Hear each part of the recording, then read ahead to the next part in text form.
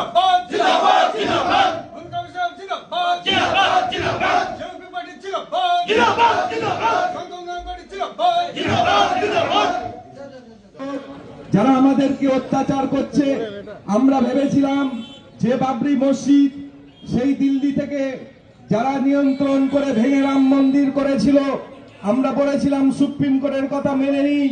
কিন্তু আমরা যখন বাংলায় এই সংখ্যালঘু মানুষের ভাব আবেগ বাবরি মসজিদকে তৈরি করতে গেল, আজকের বর্তমানে শাসক দল সেটাকে বন্ধ করার জন্য এই বাংলার বাঘ যিনি মুর্শিদাবাদের ছেলে সেই হুমায়ুন কবির সাহেবকে দল থেকে সাসপেন্ড করে বলেছিল তোমার লাইফ শেষ হয়ে যাবে, তুমি মসজিদ করতে আমরা দেব না।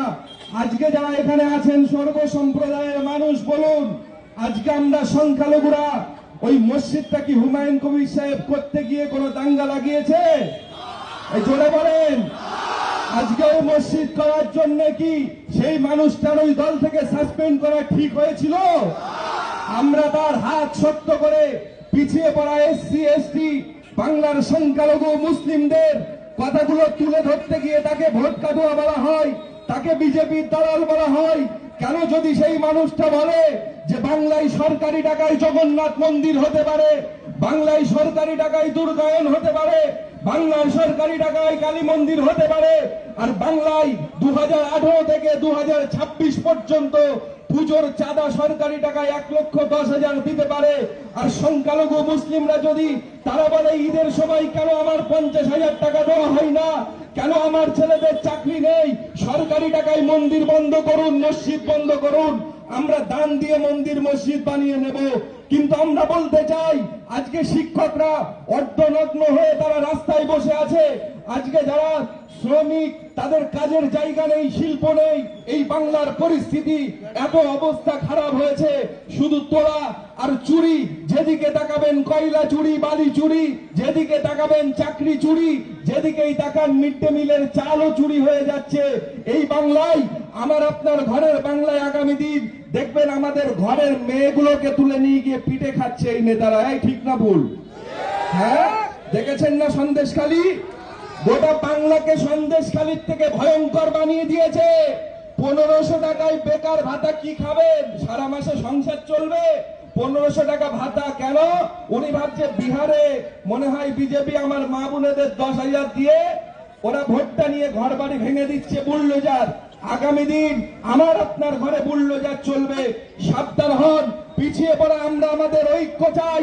আমরা মন্দির মসজিদ চাই না, আমরা মিথ্যাবাদী মুখ্যমন্ত্রী চাই না, আমরা ঘোমটা দিয়ে অভিনয় করা কলেমা পড়া মুখ্যমন্ত্রী চাই না। আমরা চাই এই বাংলার কর্মসংস্থান, আমরা চাই এই বাংলাকে উন্নয়নে এগিয়ে নিয়ে যেতে হবে।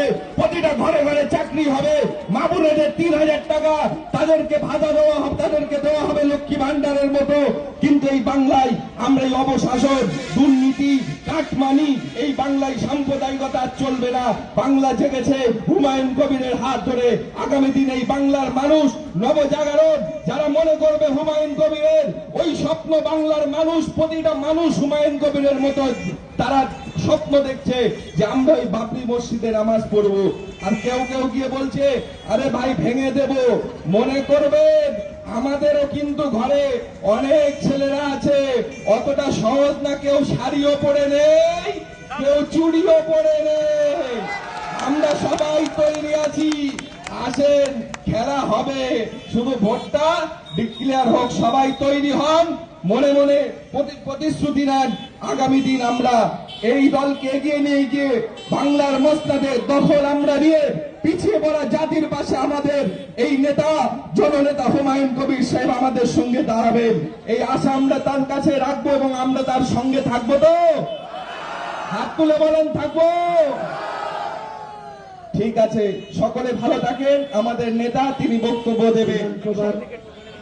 অন্তর্গত এই চাপড়া এলাকায় আমরা প্রায় আমাদের নতুন পার্টি জনতা উন্নয়ন পার্টি এই প্রথম কোনো সভা করছি। এর আগে আমরা নদিয়ারি মুর্শিদাবাদের পার্শ্ববর্তী এলাকা কালীগঞ্জ বিধানসভায় একটা করেছিলাম, তারপর এটা সেকেন্ড প্রোগ্রাম। আজকে থার্ড প্রোগ্রাম হবে পলাশিপাড়ায় সন্ধ্যাবেলায়। আমি এখান থেকে গিয়ে পলাশিপাড়া বিধানসভাতে প্রোগ্রাম করব।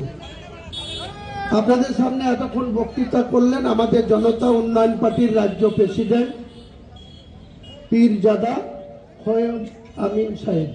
ওনারা বসিরহাটের পীরজাদা পরিবারের অন্যতম সদস্য।